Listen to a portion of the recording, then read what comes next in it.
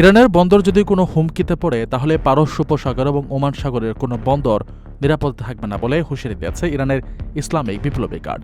যুক্তরাষ্ট্র হরমুজ প্রণালী অবরুদ্ধ করার ঘোষণা দেওয়ার পর এই সতর্কতা দিয়েছে বিপ্লবী গার্ড। বাহিনীটির এক মুখপাত্র বলেছেন, পারস্য উপসাগর এবং ওমান সাগরের সব বন্দরের নিরাপত্তা থাকতে হবে, নয়তো কোনো বন্দর নিরাপদ থাকবে না।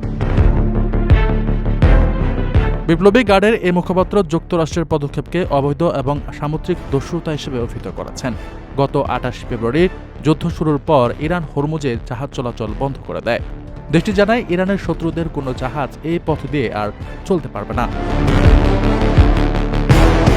এদিকে ইসলামাবাদের বৈঠক ব্যর্থ হলেও যুক্তরাষ্ট্রের সঙ্গে সমঝোতা চুক্তির সুযোগ এখনও আছে বলে মন্তব্য করেছেন ইরানের প্রেসিডেন্ট মাসুদ পেজেশকিয়ান। তিনি বলেন, যুক্তরাষ্ট্র যদি তার স্বৈরতান্ত্রিক মনোভাব পরিত্যাগ করে তাহলে দুদেশের মধ্যে একটি চুক্তি স্বাক্ষর হওয়া সম্ভব। রোববার পাকিস্তানের রাজধানী ইসলামাবাদে মার্কিন ও ইরানি প্রতিনিধিদের মধ্যে সংলাপ ব্যর্থ হওয়ার পর এক্সে এই বার্তা পোস্ট করেন পেজেশকিয়ান।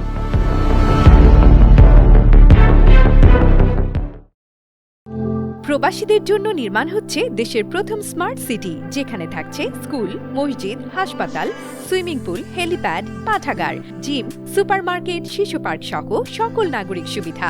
মাত্র ৩০ লাখ টাকা বিনিয়োগে মিলছে আকর্ষণীয় ফ্ল্যাট।